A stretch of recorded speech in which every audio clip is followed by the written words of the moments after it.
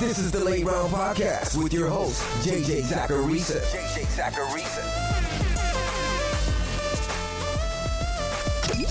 What's up, everyone? It's JJ Zachariason, the editor-in-chief at FanDuel and at NumberFire.com, and this is episode 409 of the Late Round Podcast, one of the many shows that are part of the FanDuel Podcast Network. Thanks for tuning in. The matchup show each week consists of me explaining who I'm higher on and lower on than most. This isn't really a start or sit show, and I don't go through every single game and matchup because one of the bigger points of the show is the walkthrough process, to explain how I look at matchups each week. And then on top of that, I'm not just going to say, hey guys, I'm high on Christian McCaffrey this week. Each episode consists of mostly fringe starter type players. So at quarterback, I talk about streamers. At running back, I'll talk about players that you might be considering starting or sitting. The fringe players. That way, the show is actionable. It's a fun show each week, and I hope that you guys get something out of it. Before getting into this week's players, though, I wanted to send another reminder to check out FanDuel's Best Ball contests. Unlike standard season-long fantasy football where you have to constantly make changes to your starting lineup and roster, you only have to focus on one thing and one thing only in a Best Ball contest: the draft. All you have to do is draft a 20-player team, and you're done. Each week, your top-scoring players automatically start and will count toward your season total. The team with the most points at the end of the season wins. No setting your lineup, no waivers, no trades, just the draft. It's the easiest way to play season-long fantasy football. For more details, visit FanDuel.com or download the FanDuel app today. Eligibility restrictions apply. I really like Jimmy Garoppolo this week. It's kind of hard not to. His two highest scoring games last year in fantasy football came against the Cardinals, and those games against Arizona combined to see over 57 points per game in total. The Cardinals don't have the scariest secondary in the world, and even with the injuries to the 49ers wide receiver group, the matchup of George Kittle against a defense that was putrid against tight ends last year should give Garoppolo a decent floor this week. And then if another high-scoring game happens, the ceiling is there too. The Panthers could very easily end this season with the worst defense in football. And that plus matchup is going to benefit Derek Carr this week. Carr actually ended last season on a high note. He had 3 top 12 performances across his final 4 games. But the Panthers secondary is very beatable. They'll be starting Dante Jackson in one of their cornerback spots, who gave up a 112 quarterback rating last year according to Pro Football Focus. And then they've got a 4th rounder in Troy Pride, who's never played a snap in the NFL. Since it opened on FanDuel Sportsbook, the game against the Panthers and the Raiders has moved up by a point. And I think there's a real chance we see a higher scoring game now that Derek Carr has upgraded weapons. I'll talk about them more later. Another streaming option this week is Tyrod Taylor. The Bengals are another average secondary and a beatable defense, and Tyrod's got what we love in fantasy football quarterbacks: rushing. During his 2 starts for Cleveland 2 years ago where he finished the game, Taylor averaged 6 rush attempts per game. The last time we saw him as a full-time starter in Buffalo, back in 2017, he averaged that same number of rush attempts. He had 6. At his career yards per attempt of 5.5, that means you're essentially gaining over 3 fantasy points per game via Tyrod Taylor's rushing. And that's just with yards. That doesn't even count for rushing touchdowns. That knocks off a turnover and a half. And then you add in the fact that the matchup is good and that Taylor has pretty strong weapons now that he's in LA, and you've got yourself a decent quarterback streamer. Now, on the flip side of things is Daniel Jones. I brought up Jones on the 15 Transactions episode earlier this week because he's got a really tough first 3 matchups this year. And that starts this week with Pittsburgh. The Steelers have arguably the best defensive front in the entire NFL. And much of the defense is unchanged from last year.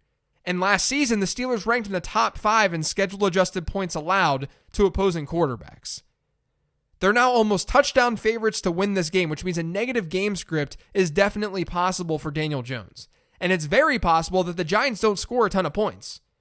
I'm nervous about Jones this week, and I would be playing Derek Carr or even Tyrod Taylor over him.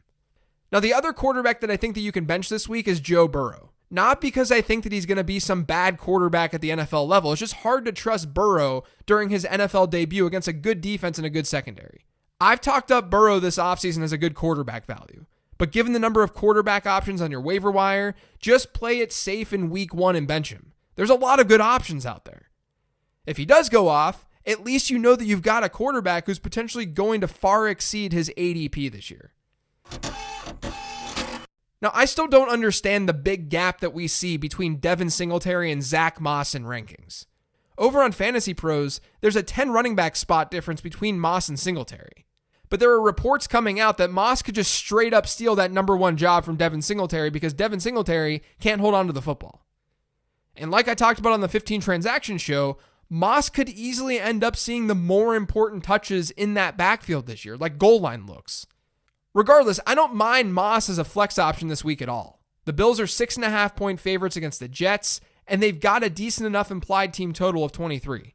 If you're worried about a split backfield and starting a rookie, at least you know that if a positive game script does come to fruition, there's a chance that they give the rookie a shot.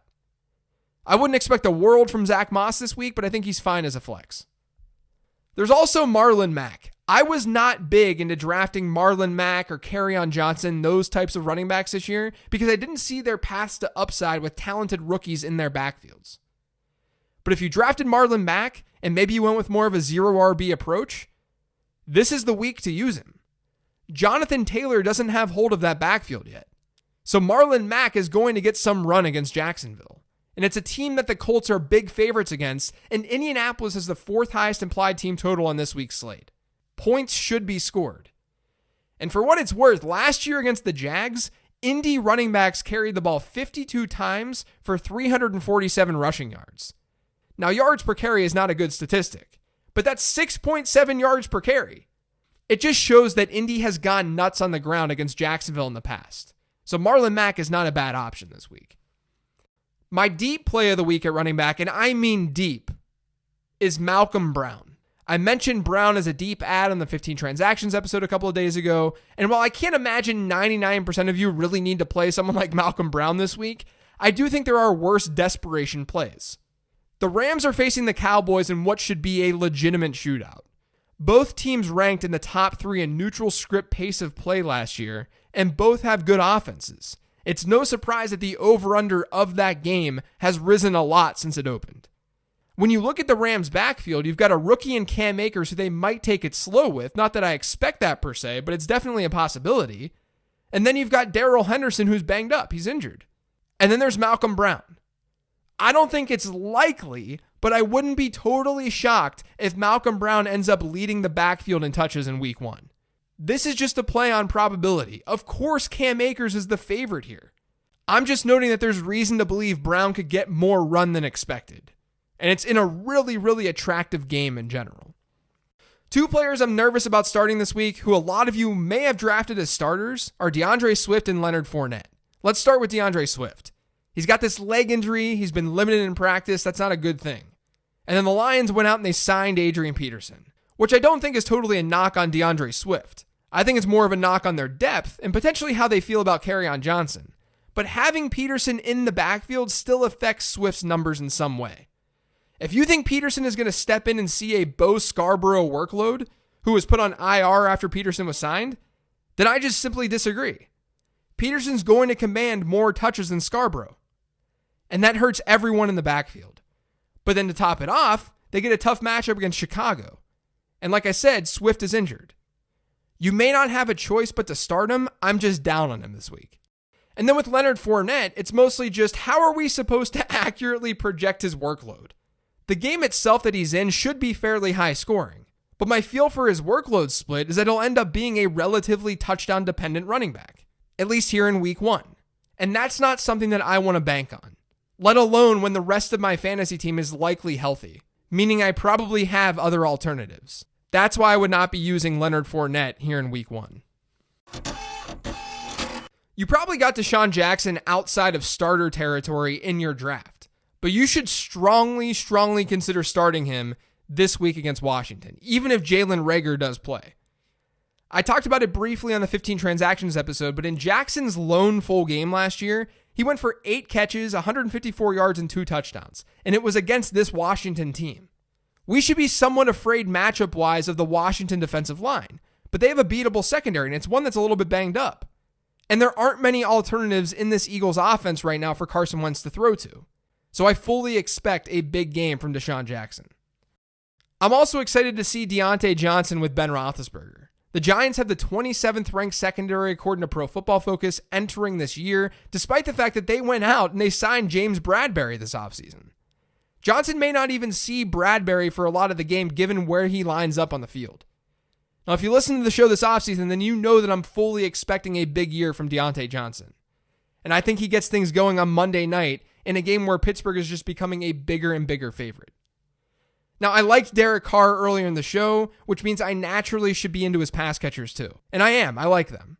Both Bryan Edwards and Henry Ruggs are in awesome spots this week. Like I said, that game against Carolina opened up at 46.5 points and it's moved up a point. I'm expecting there to be a lot of points scored there, or at least more than expected. And as I just mentioned, James Bradberry is not in Carolina anymore. The Panthers have a lot of inexperience and average defenders. And that exists at cornerback too. Even though Edwards and Ruggs are both experienced as well, this is their first game too, I think they're set up to have really big weeks. Now, two guys on the other end are Christian Kirk and Devontae Parker. Last year against the 49ers, Kirk was limited to 14 targets, 8 receptions, 49 yards, and 0 touchdowns. And that was in 2 games with a lot of scoring too. With DeAndre Hopkins in town, we don't know exactly what Christian Kirk's target share is going to look like. In most leagues, you probably did not draft him as a starter, but if you did, just temper expectations a bit. With Devontae Parker, I know he played well last year against Stephon Gilmore in New England, at least in that Week 17 game. He went off for 8 catches and 137 yards. But Gilmore is still Gilmore. And there was a report this week that said that Brian Flores said that it's hard to think that players are going to play 60, 70, 80 snaps on opening day. Parker is already a little bit injured. With the matchup, the potential for not a lot of scores given Miami has the second lowest implied team total on this slate, and how they might limit players in terms of snaps, I wouldn't feel super confident in Devontae Parker this week. So as is the case every week on this show for the tight end position, I don't give players that I'm low on because if a tight end is seeing volume, he's likely going to be usable in some way in fantasy football. Instead, I'm going to give you some streaming options, and this week I have 3 of them. The first one is Logan Thomas, surprise. The guy that I've been high on all summer. There's no locked-in number 2 option for Washington. And Thomas, number 1, he'll start for them at tight end.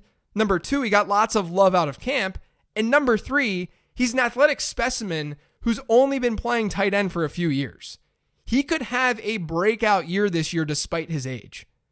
And it could start in week 1 against Philly as Washington's likely to see a negative game script, which should force them to throw.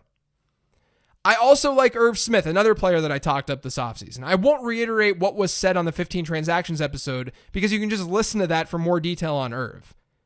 But given all that, the fact that he fits the criteria for a breakout tight end, that he could end up being the number 2 option for Kirk Cousins, I think you could do worse than Irv Smith as a tight end streamer this week.